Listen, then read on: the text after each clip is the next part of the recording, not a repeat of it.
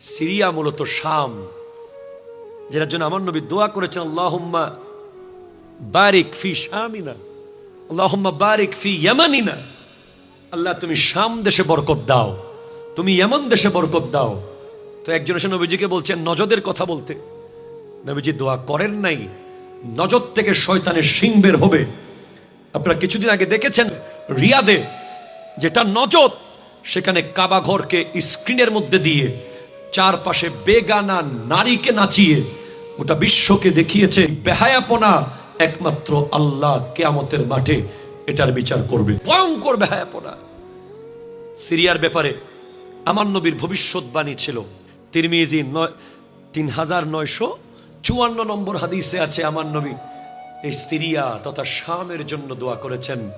সাহাবায়ে কেরাম জিজ্ঞেস করছেন, ইয়া রাসূলুল্লাহ কেন দোয়া করছেন?